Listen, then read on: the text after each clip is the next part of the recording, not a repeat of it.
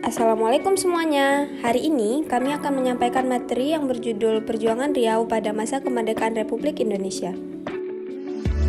Video ini dibuat oleh Putri Rahmadani, Sherly Balkis, Sania Mumtazah, Zahira Salsabila Zafid, dan Zahra Livia. Subbab yang akan kami bahas adalah A. Perjuangan rakyat Riau di masa revolusi kemerdekaan Indonesia, dan B. Sejarah Riau pasca kolonial. A. Perjuangan rakyat Riau di masa revolusi kemerdekaan Indonesia. Yang pertama, reaksi masyarakat Riau terhadap pendudukan Jepang. Pada awal kedatangan Jepang ke Riau, rakyat menyambutnya dengan sangat baik karena Jepang dianggap sebagai penyelamat masyarakat. Namun, sikap ramah tamah tersebut berubah menjadi kasar setelah Jepang berhasil menguasai seluruh wilayah Riau. Bendera merah putih yang sebelumnya berkibar bersama Hinomoru tidak boleh lagi dikibarkan.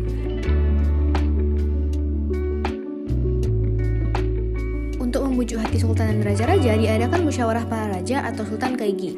Peserta musyawarah terdiri dari raja-raja yang tidak ditangkap Jepang, seperti Sultan Siak, Sultan Indragiri, Sultan Pahlawan, dan beberapa raja-raja kecil.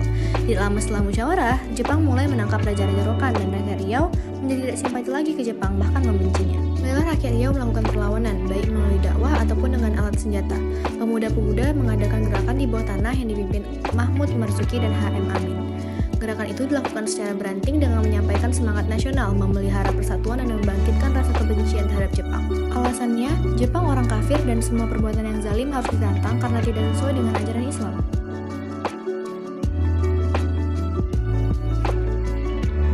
Perlawanan rakyat Siak terhadap Jepang pada tahun 1944 adalah berbentuk barisan zikir yang dipimpin oleh Paki Aris yang berasal dari Seremban, Malaysia. Anggota zikir berjumlah 40 orang termasuk Zalid Aris. Tempat zikir diadakan di rumah Tengku Johan, yaitu rumah tua di Siak Sri Indapura, tepatnya di muka Sungai Mempura. Dalam hal ini, perlawanan dilaksanakan melalui perjuangan batin. Setelah lewat jalur politik tidak dapat lagi digunakan, maka dipakai jalur dakwah dan pendidikan agama sebagai basis perjuangan. Semula, jalur dakwah masih dapat digunakan asal setiap mubalik diminta untuk membesarkan atau mengagungkan Jepang di Asia Timur Raya. Mula-mula Jepang tidak ingin mengetahui pendapat rakyat, tetapi setelah Jepang melemah di berbagai front karena posisinya tertekan oleh tentara sekutu, maka dibentuklah Shusangikai, sejenis parlemen tingkat kepresidenan, anggota-anggotanya dari bangsa Indonesia dan Cina.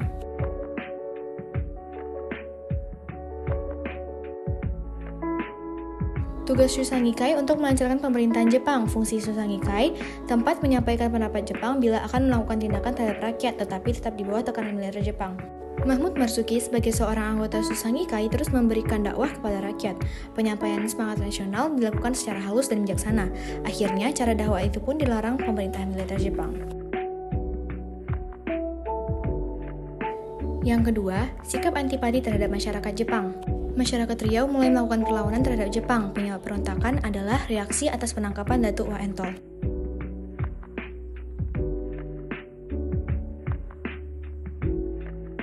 Bidang agama dan pendidikan betul-betul dieksploitisir oleh Jepang untuk kepentingan propagandanya.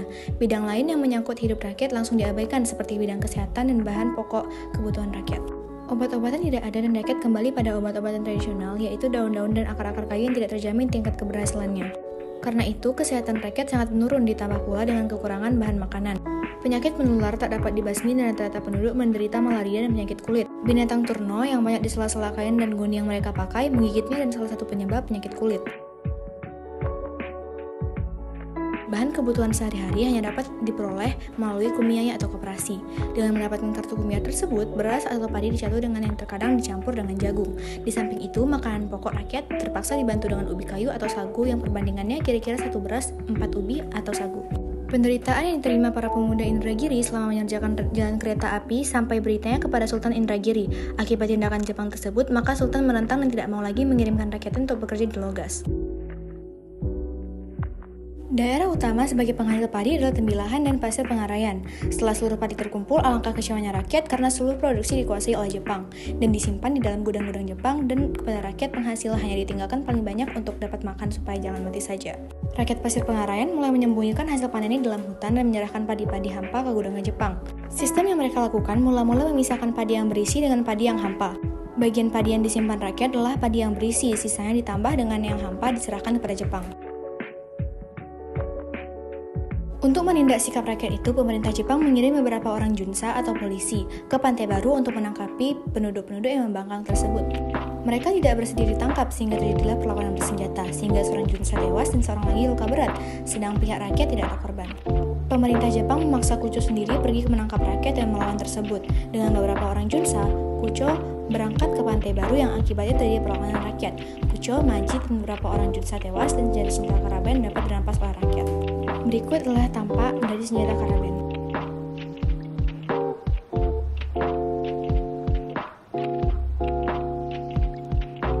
Bentrokan antara pemuda-pemuda dengan tentara Jepang terjadi di Bangkinang, bermula dengan dirampasnya senjata salah seorang polisi Jepang yang mondar-mandir di depan rumah kepala polisi Jepang Bangkinang, Tuan Yamamoto. Yamamoto sendiri bersembunyi di bawah gulungan kasur dan kemudian ditangkap, selanjutnya dibawa ke Kampung Gadang seberang Bangkinang.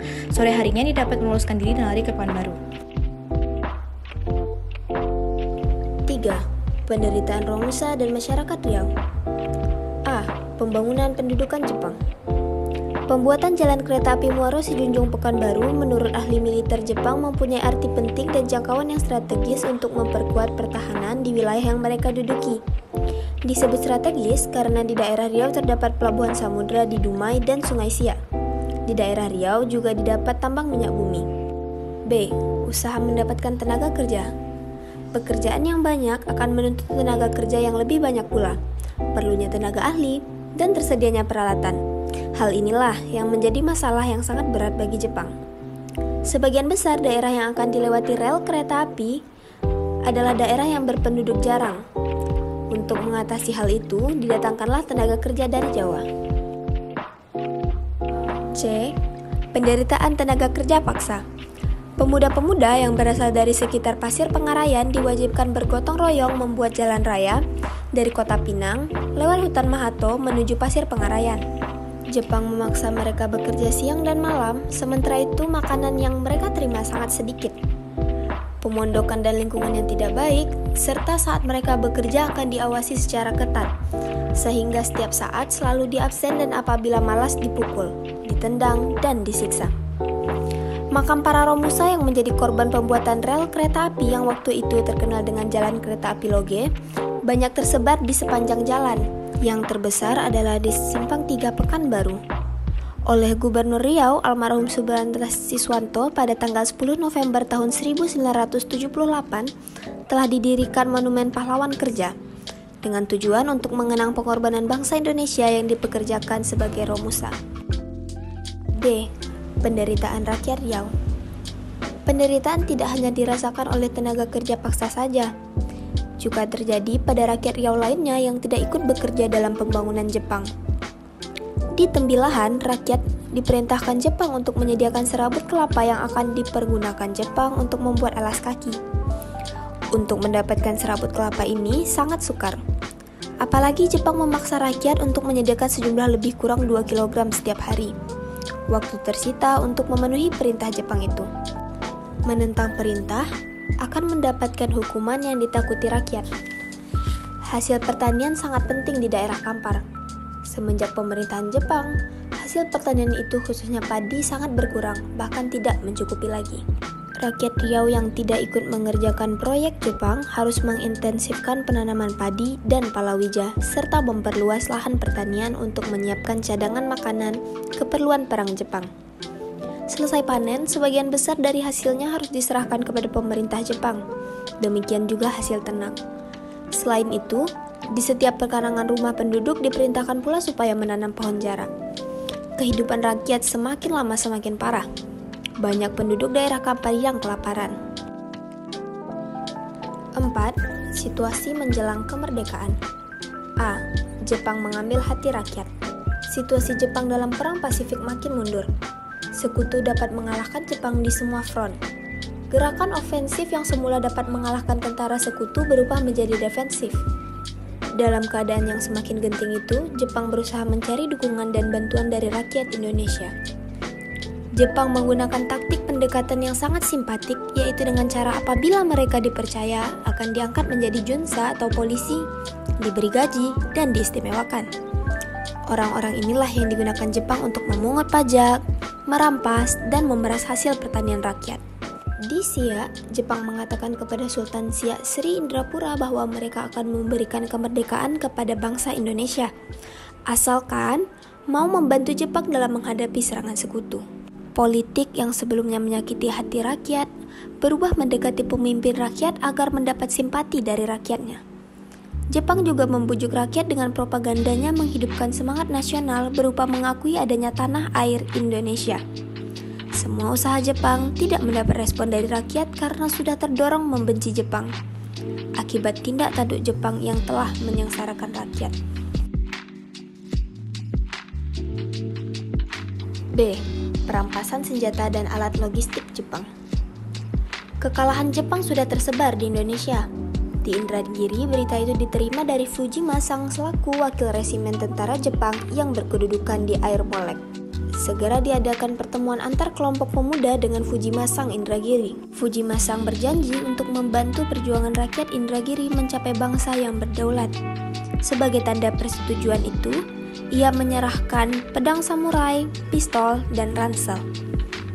Untuk mendapatkan senjata dilakukan berbagai cara. Ada melalui pemberian, usaha sendiri, dan ada dengan cara merampas senjata dari Jepang. Kelima, tokoh-tokoh pejuang di masa Revolusi Kemerdekaan Republik Indonesia. Berikut ini adalah beberapa tokoh pejuang Riau di masa Revolusi Kemerdekaan Republik Indonesia. Sultan Syarif Qasim II memiliki peran pertama menjadi Raja Siak Sri Indrapura pada tahun 1915, membentuk Komite Nasional Indonesia di Siak, Tentara Keamanan Rakyat, dan Barisan Pemuda Republik Indonesia. Berperan aktif memujuk raja-raja di Sumatera bagian timur untuk memihak Republik Indonesia. Letnan Muhammad Boya. Saat itu, di awal tahun 1949, sudah hampir sebulan kota Rengat dan Tembilahan diduduki serdadu KNIL atau Belanda. Pada pukul 10, pesawat Mustang milik Belanda menembaki pemukiman penduduk secara membabi buta selama 20 menit. Pada pukul 4, kubu Sersan Suratman diserang serdadu Belanda secara mendadak dari arah barat dan Sungai Pinang. Letnan Muhammad Boya terus bergerak menuju tepi sungai, namun pengawalnya tidak bisa mengikutinya. Pada pukul 4 sore, ditemukan jenazah Letnan Muhammad Boya di dekat jembatan. Kaharudin Nasution, seorang tokoh politik dan militer Indonesia. Ia pernah menjabat sebagai Gubernur Sumatera Utara periode 1983 sampai 1998. Sebelum menjabat sebagai Gubernur Sumatera Utara, ia juga pernah menjabat sebagai Gubernur Riau. Namanya diabadikan menjadi nama stadion di Pekanbaru, Riau. Arifin Ahmad. Pada pelaksanaan pembangunan 5 tahun, yaitu pada Orde Baru di bawah kepemimpinan Presiden Soeharto, pada saat itu di Riau juga di bawah kepemimpinan Gubernur baru, yaitu Gubernur Arifin Ahmad. Dengan kepemimpinannya, maka membawa babak baru bagi Riau. Kondisi yang kacau pada kepemimpinan sebelumnya berangsur-angsur pulih. Pada saat inilah pembangunan Indonesia dikenal dengan nama Repelita. Repelita merupakan suatu karya rencana yang dapat dikatakan relatif baik jika dibandingkan dengan rencana-rencana sebelumnya. Karena ini pembangunan untuk jangka yang panjang yang memikirkan untuk kedepannya. Letkol Hasan Basri.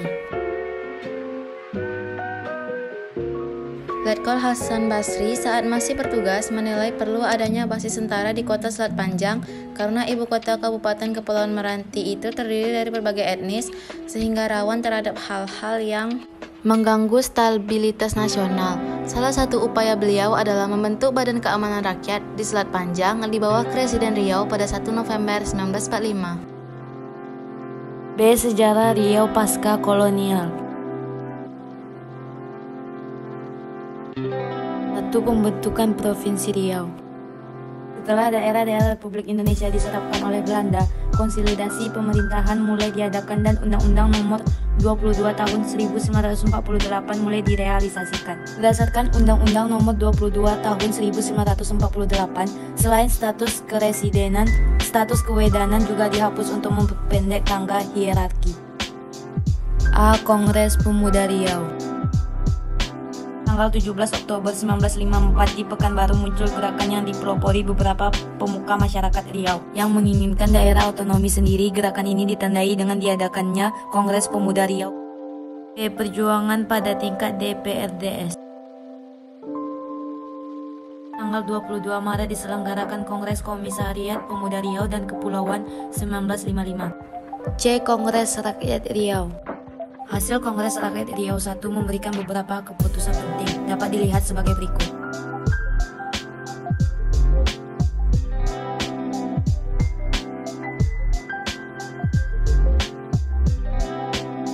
D. Pembentukan Provinsi Riau. Pada sidang Kabinet 1 Juli 1957, menyetujui Riau dan Jambi menjadi provinsi dengan Undang-Undang Darurat Nomor 19 Tahun 1957 dan kemudian ditetapkan dengan Undang-Undang Nomor 61 Tahun 1958 menjadi Provinsi Riau. E. Pemberontakan PRRI. Seiring dengan terjadinya gerakan koreksi dari daerah oleh PRRI menyebabkan kondisi perekonomian di Provinsi Riau yang baru terbentuk semakin darurat. Dengan demikian, dalam waktu singkat arus lalu lintas barang yang diperlukan rakyat secara berangsur-angsur dapat dipulihkan kembali. F. Pemindahan ibu kota. Alasan situasi daerah telah mulai aman, maka oleh pemerintah mulai dipikirkan menetapkan ibu kota Provinsi Riau secara definitif. Dari angket langsung diambillah keputusan penetapan sebagai ibu kota, terpilihlah kota Pekanbaru. G. Periode 6 Januari 1960 sampai 5 November 1966. Badan Penasihat Gubernur Kepala Daerah dibubarkan dan pelaksanaan pemindahan ibu kota dimulai. Rombongan pemindahan pertama dari Tanjung Pinang ke Pekanbaru dimulai awal Januari 1960 dan mulai saat itu resmilah Pekanbaru menjadi ibu kota. H. Pasca Reformasi.